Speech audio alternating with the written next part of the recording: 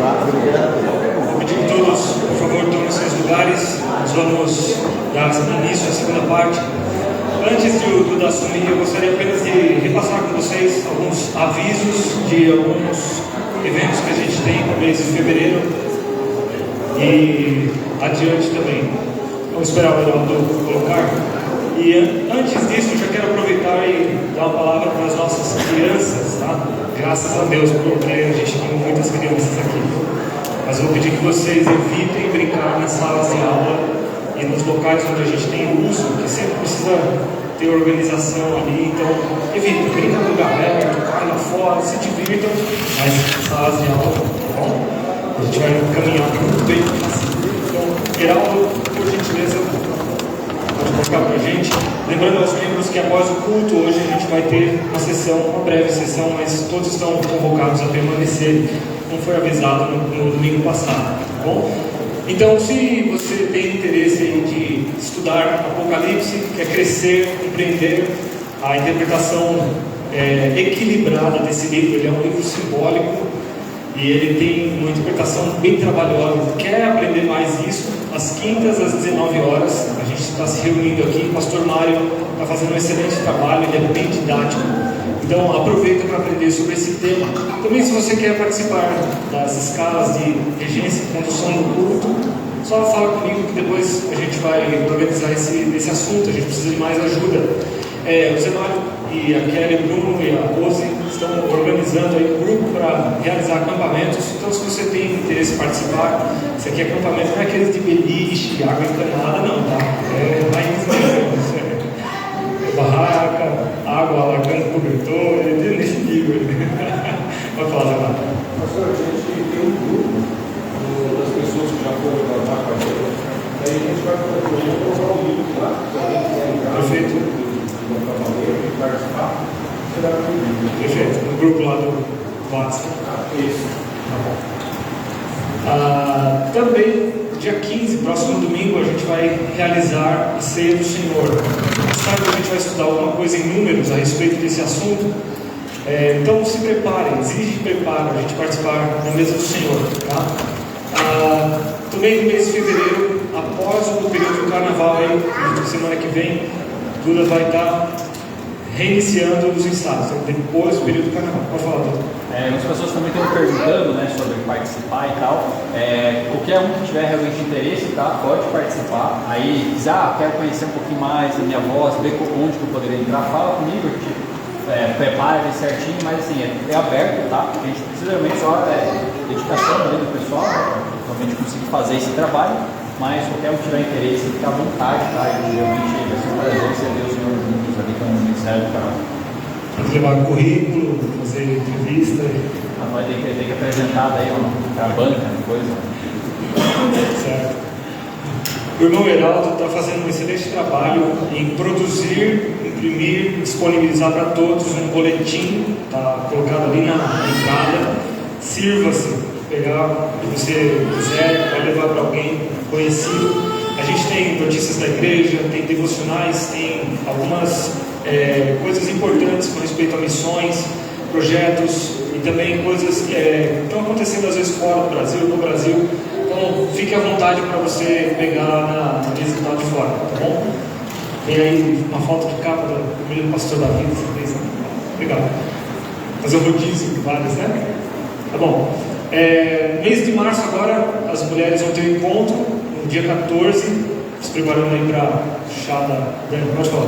Coloquei a lista lá fora, não já colocaram os nomes, então se você não colocou e quer dar alguma coisa, certo. Dúvidas? Consulte então. Obrigado. Então a equipe da Dani é responsável pela manutenção aí da limpeza do prédio. Muito obrigado. Tudo agora pode chegar. Antes de a gente iniciar, a gente vai pedir a bênção de Deus. Constranja, esse verbo não é à toa, constranja o seu coração para ouvir o Senhor através da sua palavra, para louvá-lo, agradecendo pelo que Ele deu para você durante a semana, pelas misericórdias que Ele teve por você, e que esse culto seja um momento de alegria, de consagração dos nossos corações ao Senhor. Vamos orar. Eterno Senhor, pedimos ao Senhor que na nossa fraqueza e imperfeição o Senhor receba o nosso louvor, nossa adoração, nossa gratidão por todas as coisas maravilhosas que o Senhor faz por todos aqueles que te buscam. Pedimos que faça desse culto e esse momento um momento de crescimento, de alegria e também de consolo para os nossos corações. Que o Senhor nos corrija, nos repreenda e nos ensine a respeito da tua pessoa, e que nós venhamos a deixar nossos pecados de lado e servir o Senhor com ainda mais dedicação e devoção dos nossos corações. Pedimos que abençoe o Duda, pedimos que o Senhor esteja comigo na condução da exposição das Escrituras, pedimos que guarde a todos esse momento, em nome do Senhor Jesus. Amém.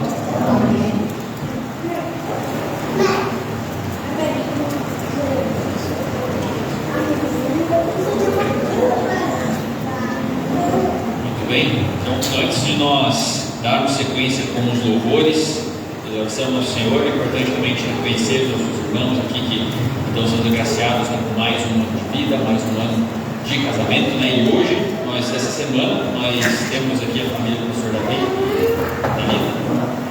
Completar mais um ano de casados. Então, por gentileza, vem para frente. Prazer ter eles aqui conosco. Nós vamos orar ao Senhor para a vida deles também.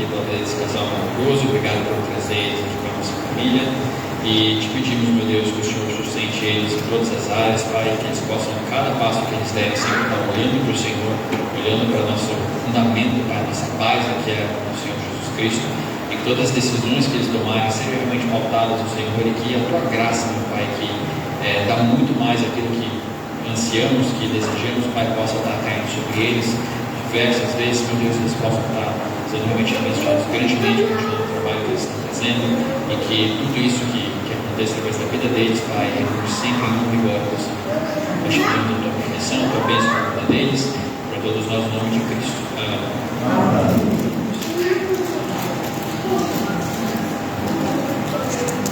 Bem, então, como o pastor falou, a ideia é realmente a gente meditar bastante sobre o que nós vamos fazer aqui agora, principalmente na parte do louvor. Eu quero convidar os irmãos a gente recitar aqui o próximo hino que nós vamos cantar, que ele fala basicamente o que representa realmente nós entregarmos a nossa vida ao Senhor Jesus Cristo. Por que nós podemos falar essas coisas que nós vamos cantar agora com tanta propriedade, tanta certeza. Então, eu vou pedir para colocar ali já o hino. O hino é o completo em X, do Taipava.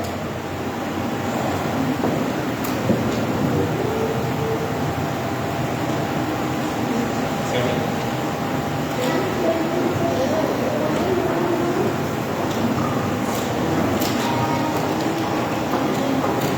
Isso. Então, eu vou pedir aos irmãos que ficarem de pé, por favor. Podem recitar comigo, tá? Completo em ti, os planos meus não podem impedir os teus. Teu sangue, o meu perdão comprou, e assim completo em ti estou. Justificado, que prazer, santificado em meu viver. Teu sangue, meu perdão comprou, glorificado ao céu. Segunda estrofe. Completo em ti, vem me livrar do tentador e do pecado. A tua graça conquistou, reinou, completo em ti. Isso, muito bem. Terceira estrofe. Completo em ti me suprirás, e bem algum me renderás. Senhor, tu és a minha porção, e nada mais te peço então. Quarta estrofe. De toda a tribo e nação, aos teus pés comparecerão. Entre teu povo estarei a mão direita do meu rei. Refrão. Justificado, que prazer, santificado em meu viver. Teu sangue, meu perdão comprou, glorificado ao céu eu vou. Então aqui nós falamos sobre tanta coisa, aqui a gente pode ter, sei lá, quantas mensagens realmente aprofundando em tudo isso que Deus permite a gente poder falar. A gente não precisa mais pensar nas nossas decisões. Deus está sempre conduzindo os nossos passos. Ele pagou o nosso preço. A gente não precisa pedir mais nada para Deus, porque tudo que nós precisamos Ele entrega para a gente. A gente falou um pouquinho agora aqui na classe escola dominical justamente isso. Também a gente é protegido do tentador, do pecado. Se a gente realmente colocar nossa confiança, nossa esperança no Senhor, a gente pode ficar tranquilo, porque tudo isso está pago, está comprado. E tudo isso aqui, nós simplesmente precisamos realmente reconhecer o nosso Senhor Jesus Cristo na nossa vida. Então todos nós que já fizemos isso, conseguimos tranquilamente cantar esse hino com o coração aberto. E talvez aqueles que não fizeram ainda, reflitam um pouquinho para pensar o quanto realmente o Senhor Jesus Cristo já fez por nós, pagando o nosso preço. Nós podemos, pela graça dele, poder cantar isso aqui da forma mais verdadeira possível. Vamos cantar então?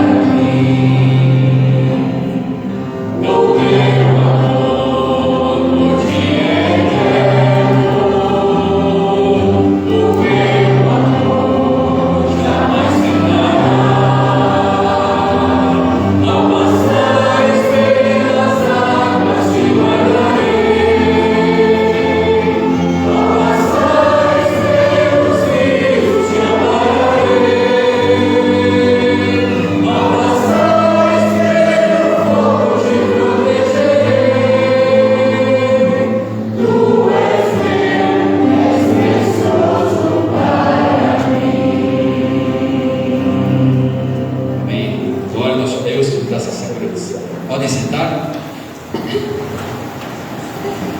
Convidar os irmãos a abrirem as suas Bíblias agora. O Salmo 150.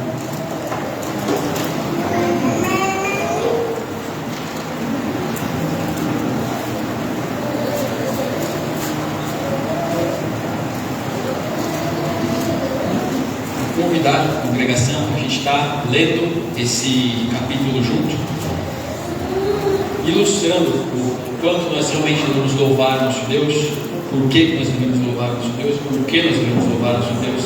No final a gente entende, depois de 150 salmos, onde enaltecem a glória, a soberania, a proteção, cuidado que Deus deu conosco, tudo o que nós podemos dizer no final de tudo é: louvado seja o nome do Senhor, bendito seja o nome do Senhor.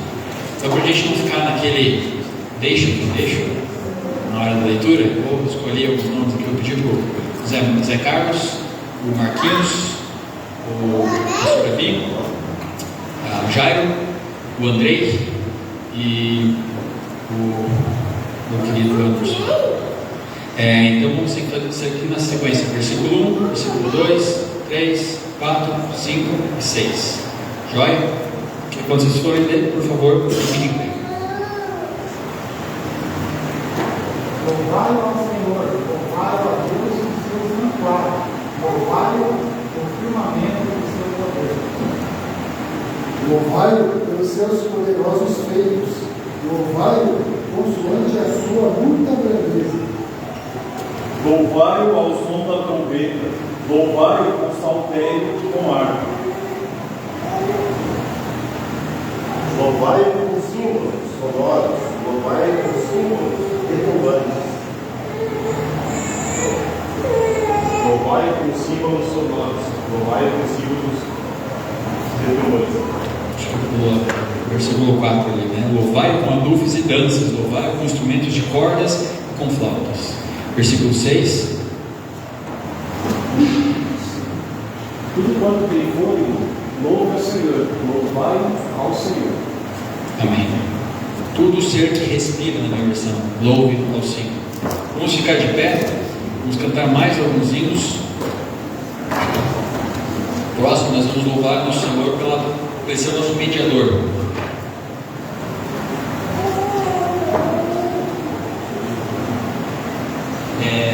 O LS número 100.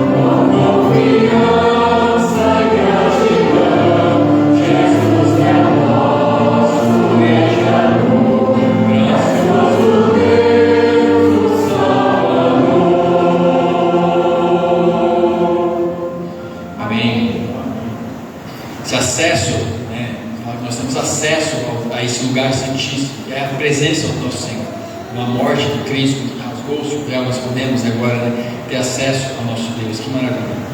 O próximo hino, não, antes do próximo hino, vocês podem sentar. Vamos para os versículos aqui. A gente vai começar fazendo a leitura já. O versículo que nós estamos lendo, né, a gente está em Filipenses, é o capítulo 4 e 5. Vamos lá? Alegrai-vos sempre no Senhor. Outra vez digo, alegrai-vos. Seja a vossa moderação conhecida de todos os homens. Perto está o Senhor. Filipenses 4 e 5. Muito bem. E alguém durante a semana preparou algum versículo para compartilhar? Um versículo que às vezes chamou sua atenção no estudo que eu estava fazendo. Você quer ler e compartilhar com os irmãos? Isa, Júlia. Isa. As duas juntas? Então.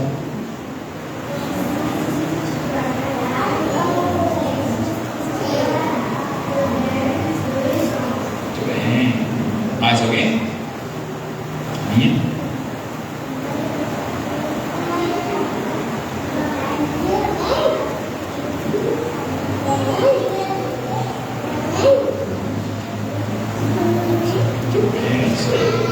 Mais alguém?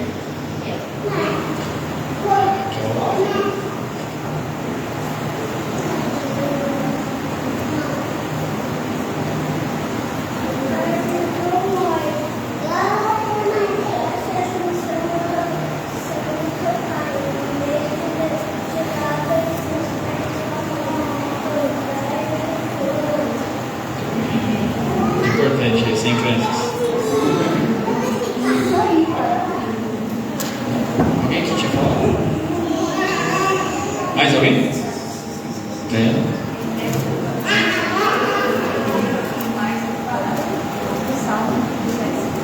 Bem, obrigado pelos hinos que estamos cantando aqui.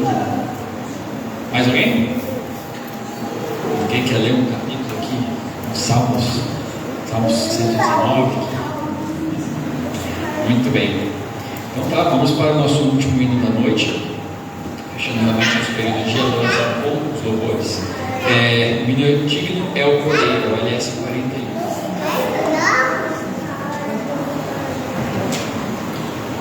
Não sei se vocês perceberam, mas como empolguei um pouquinho, pode parar. Eu vou deixar vocês se deleitarem. Podem ficar de pé para esse último hino.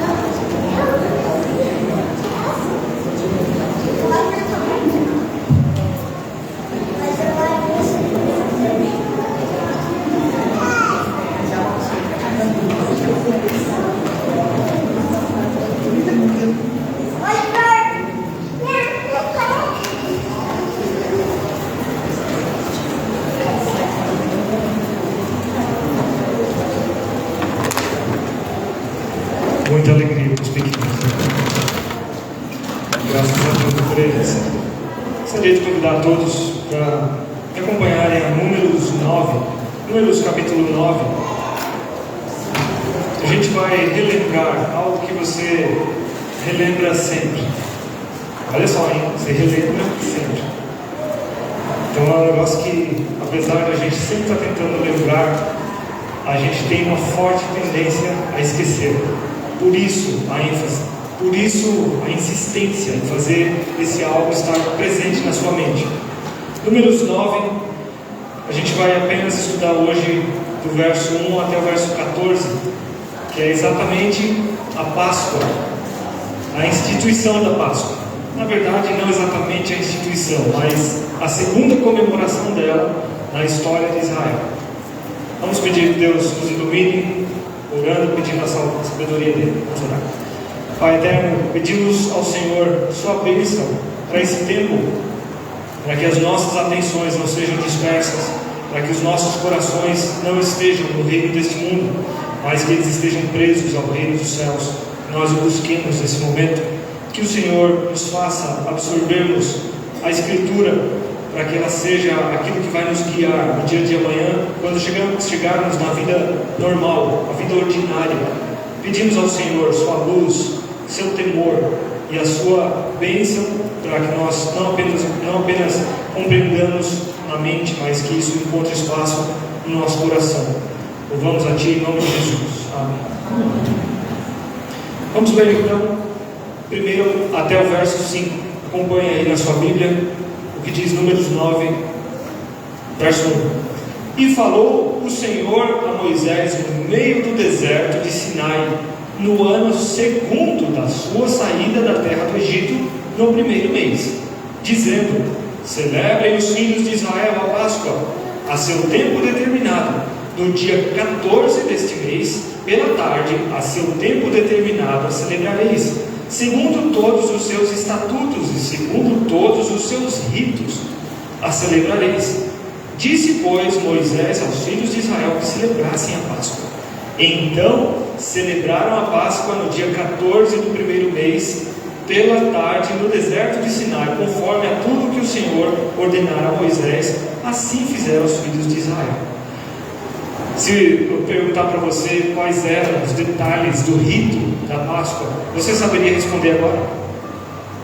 Cada detalhe? Alguém me diga um detalhe, vai. Comer pão sem fermentação. Pão sem fermento. Gol. Outro. Roupas de viagem. Gol de novo. Outro.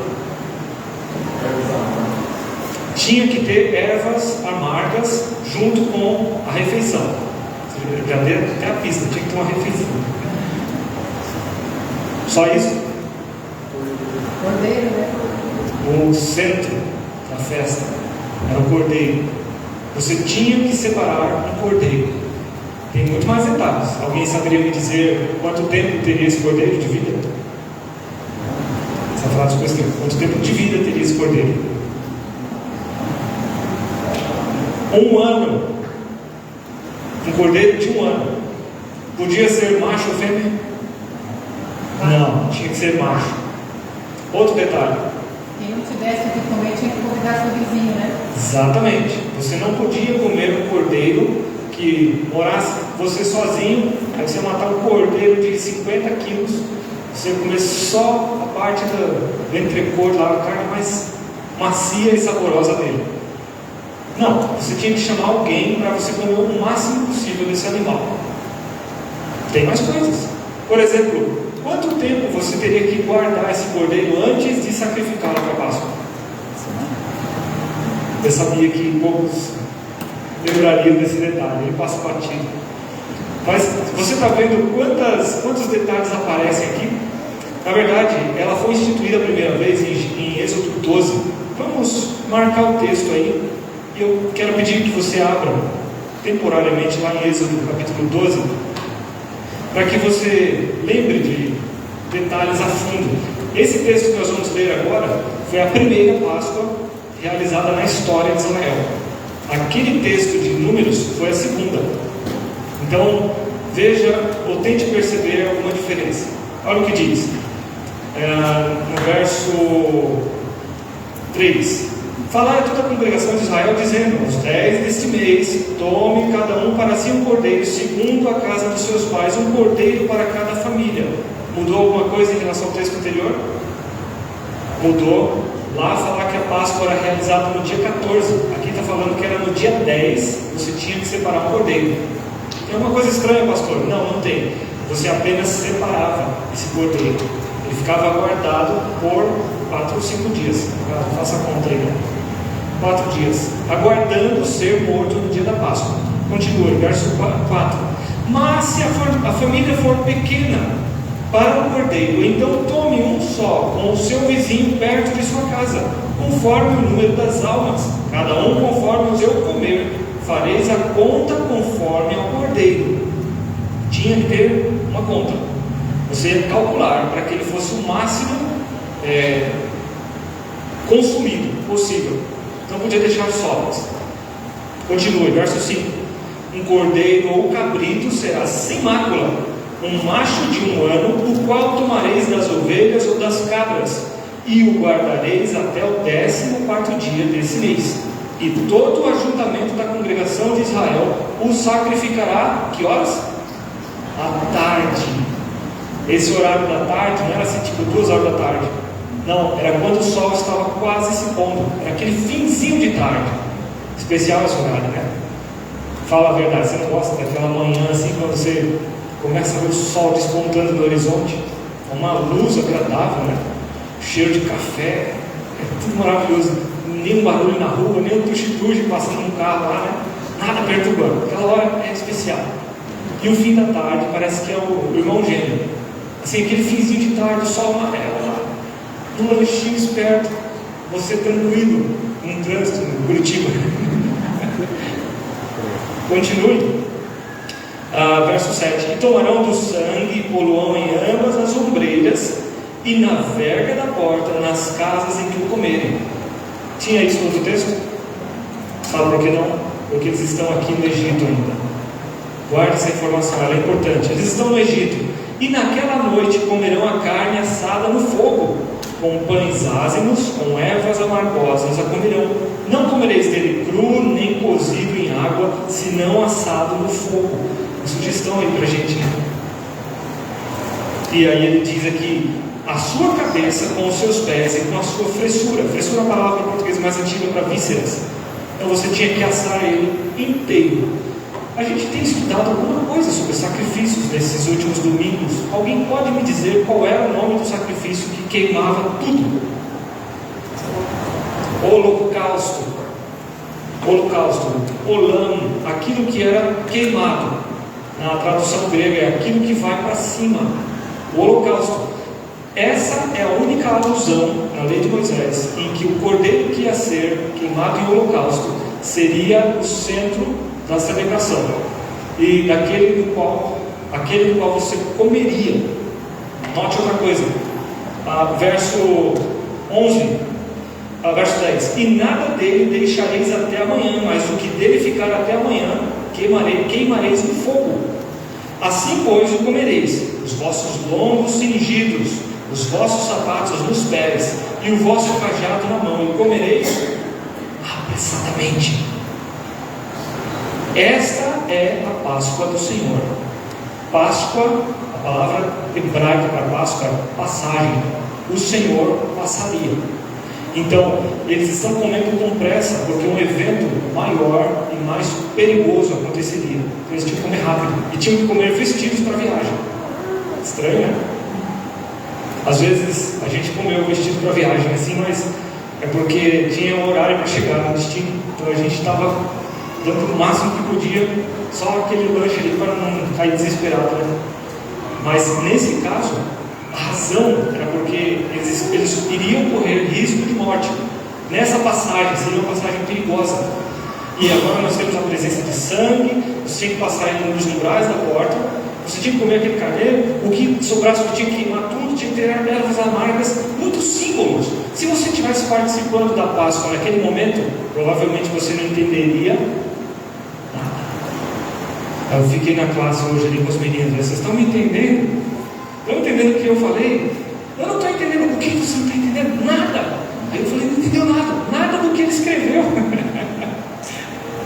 A caligrafia dele estava horrível. Tomei um susto. Não, esses judeus que estavam participando da primeira Páscoa, eles não estavam entendendo várias coisas, eles simplesmente estavam obedecendo. Aqueles símbolos, eles fariam sentido depois, muito depois. Olha o que diz outra coisa, no verso 12, ele diz: eu passarei pela terra do Egito esta noite, ferirei todo o primogênito na terra do Egito, desde os homens até os animais, e em todos os deuses do Egito farei juízos. Deus não apenas mataria os primogênitos, mas ele faria também juízo contra os deuses. Por quê? Para que você invoca o seu Deus? Para que nós estamos aqui gastando 2, 3 horas da nossa semana? Qual o propósito disso? Não é justamente invocar o Senhor? Não é isso que as Escrituras falam? Todo aquele que invocar o nome do Senhor será salvo. Esse é o propósito.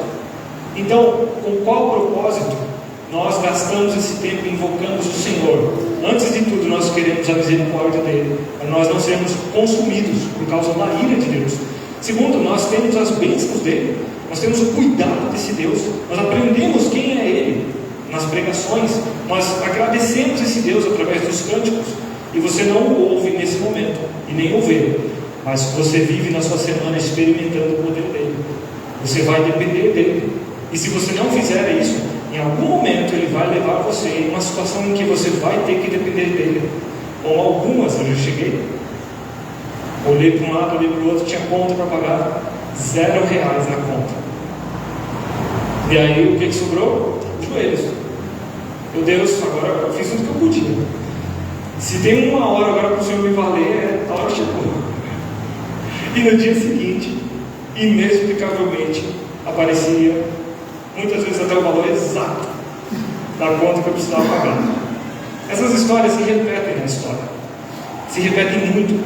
Esse Deus, ele quer se mover com o seu povo, e ele está criando esses símbolos de forma proposital. Anota o que diz aqui agora, no verso 13. Eu estou ainda em Êxodo, viu? A gente vai voltar para Números. Ele diz aqui: aquele sangue vos será por sinal nas casas em que estiverdes. Vendo eu o sangue, passarei por cima de vós. Esse é o sentido da Páscoa, a Pessah. Vendo eu o sangue, passarei por cima, e não haverá entre vós praga de mortandade quando eu ferir a terra do Egito. E esse dia vos será por memória. Olha lá, galera. Será que se você passasse um evento em que muitas crianças iriam morrer, você iria esquecer? Você acha que esqueceria desse dia? Você acha que, por exemplo, os náufragos do Titanic esqueceram daquele dia? Eu tenho um tio, nem sei como é que ele está, ele é americano e casou com uma tia minha brasileira. E ele foi à guerra do Vietnã. E ele tomou um tiro no tornozelo e voltou sem poder retornar para a guerra. E toda vez que passava um avião normal de passageiros, ele olhava assustado para o céu. Eu falei: tio, o que houve? Está tudo bem? Aí ele falou: é porque eu sempre associo o barulho dos aviões com o barulho de aeronaves que iam fazer bombardeio na gente. Esse trauma grudou na memória dele. Nunca mais ele esqueceria disso. Quando a gente sofre agudamente certa coisa, certa situação, a gente nunca esquece. Mas como é possível Deus ainda criar um mandamento para algo que iria marcar profundamente Israel? Qual seria o propósito disso? Seria para gravar na cabeça das gerações que viriam, aqueles que não assistiram isso. Eles precisavam entender a gravidade de ser alguém que participa da nação do Deus de Israel. Eles precisavam entender. Como eles iriam entender? Então Deus descreve isso. Celebrem isso pelo resto das gerações de vocês. E até hoje os judeus o fazem. Até hoje essa tradição está presente. E um detalhe é que a Páscoa, ela não era apenas uma festa importante, era uma festa chave, porque dela iniciariam todas as outras festas em Israel. Lembre, a festa está sendo comemorada em qual mês do ano? No primeiro mês. Lembra que no calendário judaico não existe 365 dias, existe 360. Por isso, inclusive, que você chega naquele número de Apocalipse, né? 1260 dias, que dá 3 anos e meio. porque a contagem é feita em cima do ano judaico, 360 dias. Então, o ano novo deles é diferente do nosso. Os feriados são diferentes, é tudo diferente. Mas o interessante é que, a partir da Páscoa, você contava 7 dias. Esses 7 dias, neles, acontecia outra festa, que é a festa dos pães ázimos. Então, não é que as duas são exatamente a mesma festa, mas elas acontecem na mesma época. E elas estão interligadas. Então, na teologia, a gente acaba considerando a mesma. A festa dos pães ázimos, no texto você vai ver isso. Naqueles dias acontecia a festa dos pães ázimos. O que era isso? Durante 7 dias, você estaria comendo pão sem fermento. Com qual propósito? Por símbolo. Pastor, vou abandonar o fermento, nunca mais vou. Não é assim. O fermento ele é saudável. Ele popula o seu intestino. É bom, bactérias saudáveis. Só que o detalhe é que o fermento ele provoca um rendimento falso da massa, vamos dizer assim. Ele enche a massa de liga e de ar, já percebeu? Você corta o pão, você não percebe um monte de furinhos? Aqueles furos ali é ar, bolhas de ar formado na massa, fruto do fermento, fruto da fermentação em si mesmo. Então, muitas vezes, isso é usado nas escrituras para a presença do pecado. Ela infla você. Existe uma diferença entre crescer e inflar, na verdade. O inflar só é um crescimento visual. Você vai lá com uma agulha assim, mas o crescimento verdadeiro ele é consistente, ele tem massa, ele tem matéria, conteúdo. E é esse sentido que é dado para o pão ázimo. O pão ázimo ilustrava uma coisa que é maciça e que você não tem a falsa impressão de volume. Então a ideia é: tem que ser uma festa que está ligada com santidade, está ligada com outros elementos. Então o judeu ia passar o resto da vida celebrando essa festa. Agora vamos voltar lá em Números, para a gente ver o complemento dessa festa da Páscoa. Mais informações podem aparecer. Vamos no verso 6, por exemplo. Olha o que diz: e houve alguns dos que estavam imundos por terem tocado o corpo de um homem morto. Então já existia um mandamento na lei de Moisés que proibia você, não proibia, mas dizia que se você tocasse um homem morto, você estaria imundo até a tarde. Isso quer dizer o quê? Você não podia tocar em nada, você não podia exercer nenhum tipo de adoração, nada. E no fim do dia você precisava lavar a sua roupa. E se você tocasse em qualquer coisa, aquela coisa ficaria imunda junto com você. E precisava passar por uma purga na virada do dia. Então você tomava banho, ia dormir, no dia seguinte você estava limpo. Então tinha esse nome, limpo e sujo. Você está limpo? Estou. Então você pode participar. Você está limpo? Estou.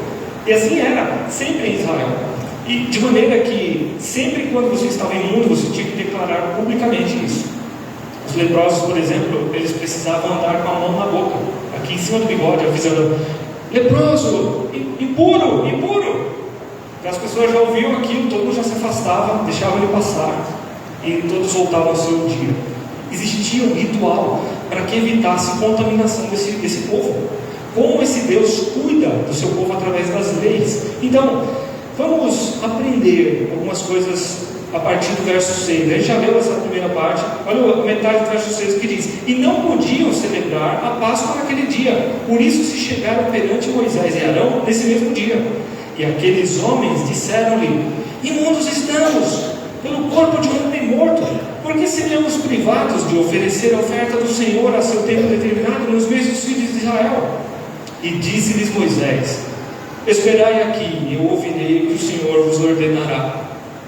O que Moisés estava pedindo? O que ele fez aqui? Ele colocou o telefone naquela musiquinha. Ele foi consultar o Senhor porque ele não sabia o que fazer. Se por um lado ele queria permitir que aqueles homens participassem da Páscoa, por outro, ele estava preso por outro mandamento. O que fazemos? O que você acha que um Deus reto faria? O que você acha? Deus justo, puro, que não existe esse meio certo e meio errado para ele. Não existe. Se a gente acusa alguém aqui nessa vida: ele é muito preto no branco, a gente não fala isso. Porque o ser humano sabe que existe uma área cinza terrivelmente difícil de decidir. Para Deus essa área não existe. Ele vê precisamente o que está certo e o que está errado. Cirurgicamente ele entende isso. Então, o que você acha que esse Deus vai falar em relação a esses homens?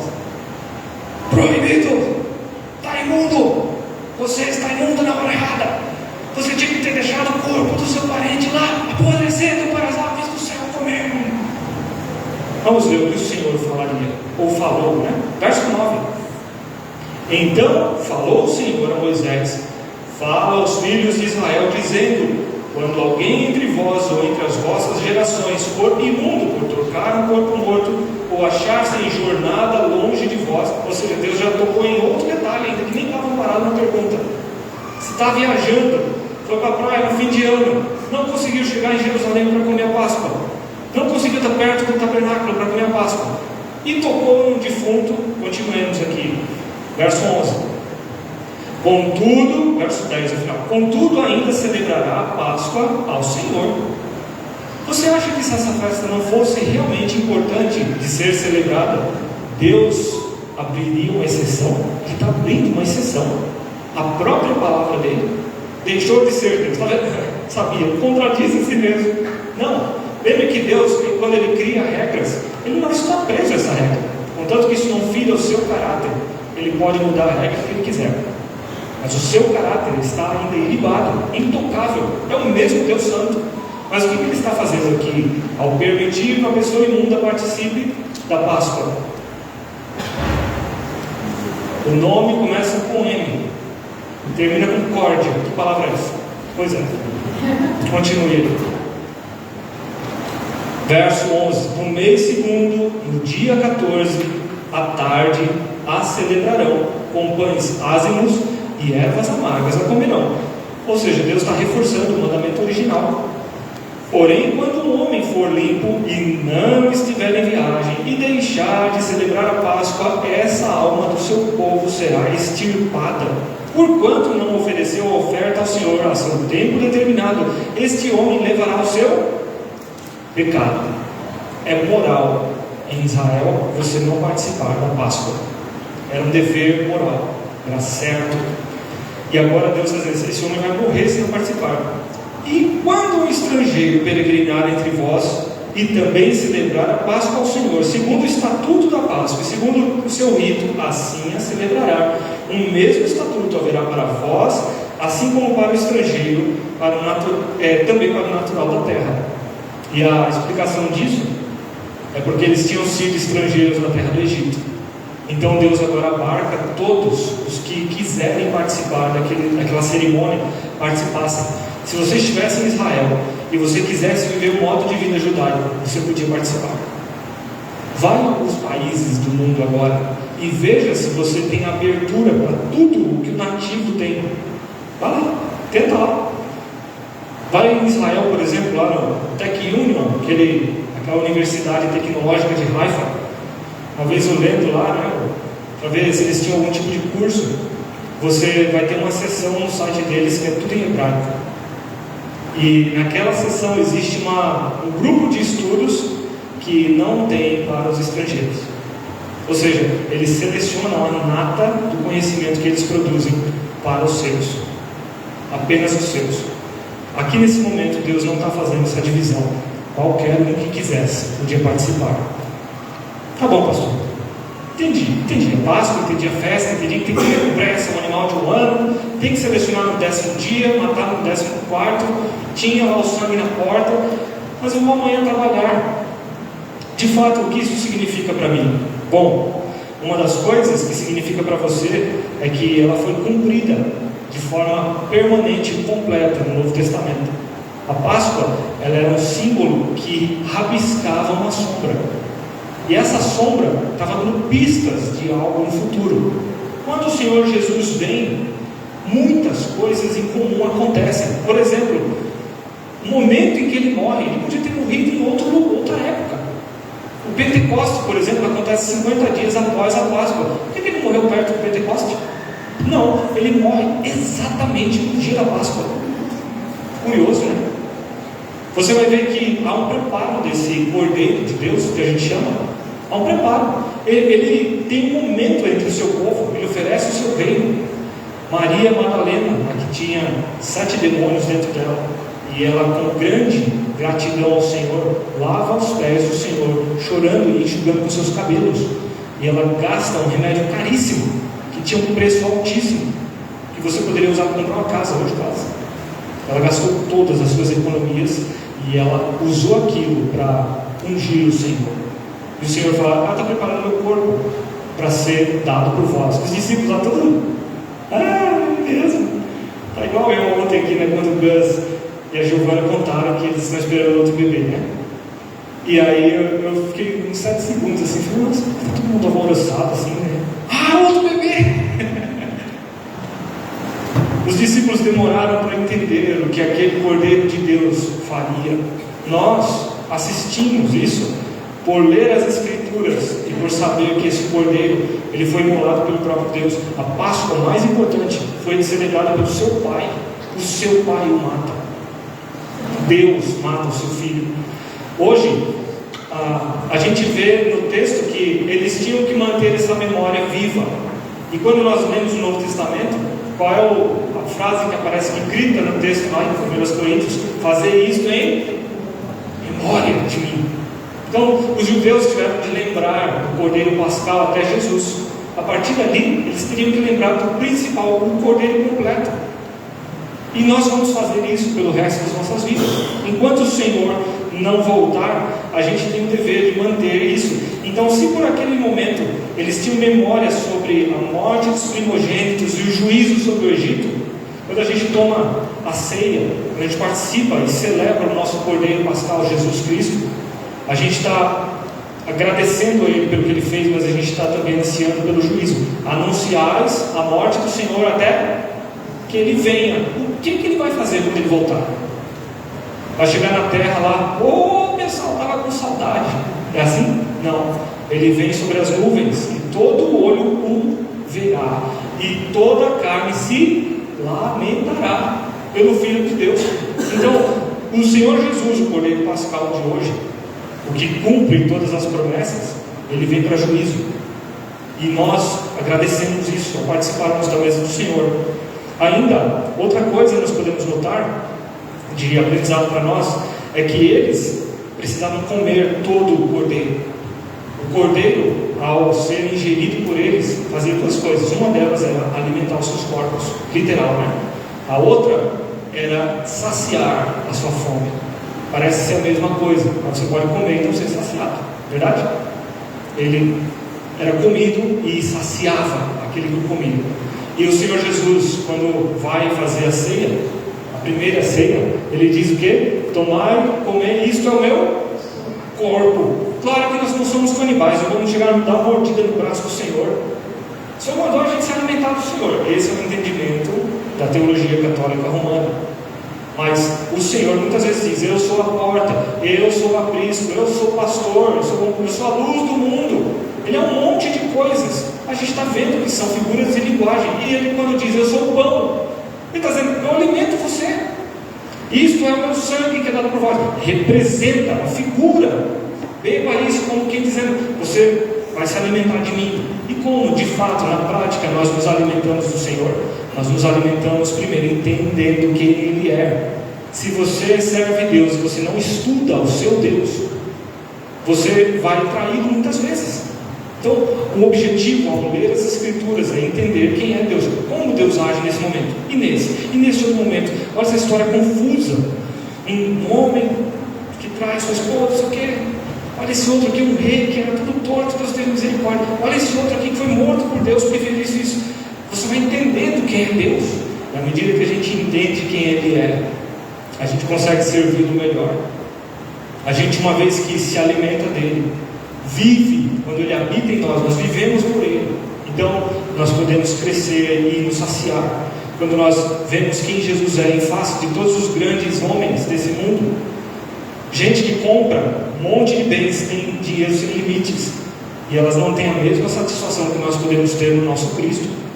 Veja o que o Senhor nos oferece. Então, o mesmo que eles comiam no passado para se satisfazer, hoje nós satisfazemos a nossa alma. Outra coisa ainda, quando eles comiam a Páscoa, eles diziam para todos os egípcios: nós somos israelitas. Hoje, quando você come a ceia do Senhor, que é o Cristo, nossa Páscoa de hoje, o que você está dizendo para as pessoas? Eu sou de que grupo? Eu sou da igreja, eu sou do Senhor, eu estou unido a esse corpo. Nós somos pessoas totalmente diferentes aqui.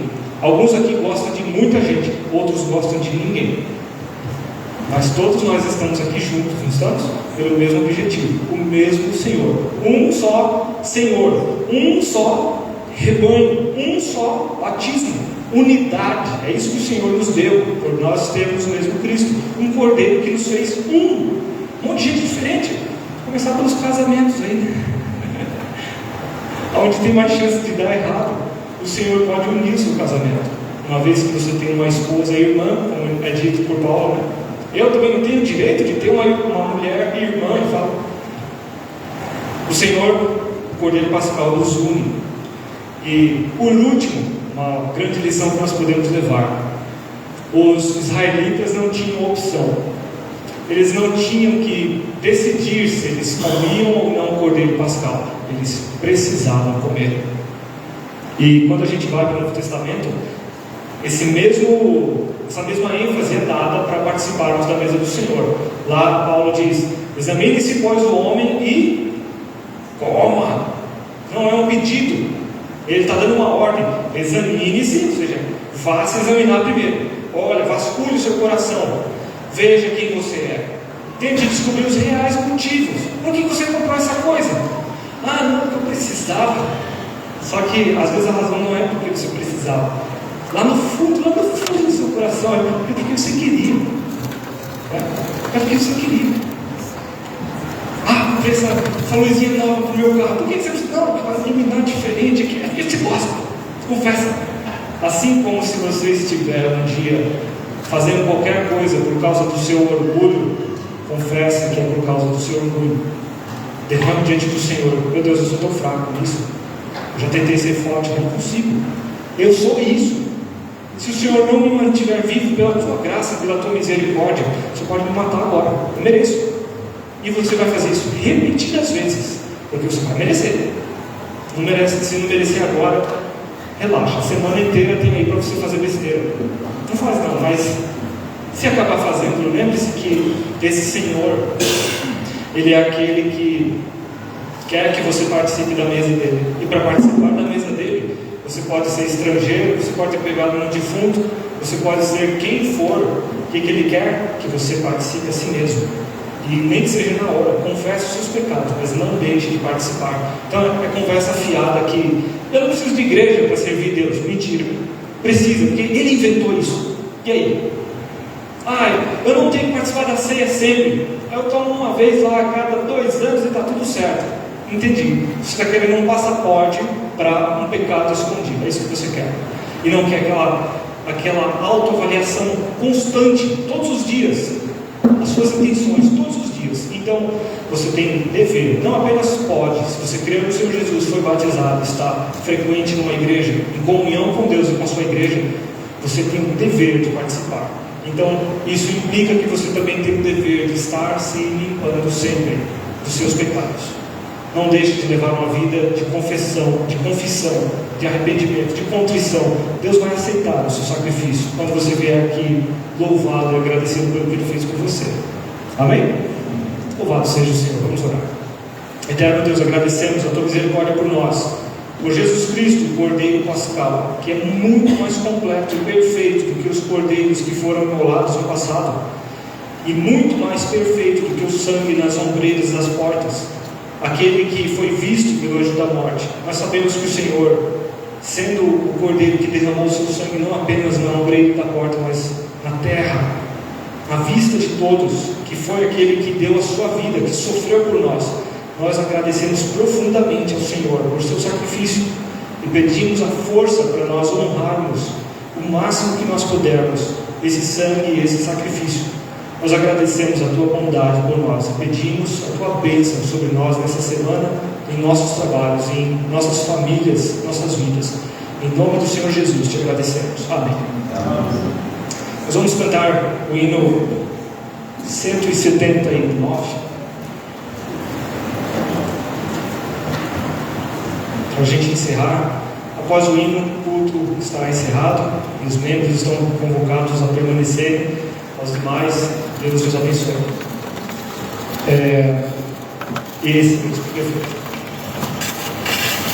Vamos nos colocar de pé.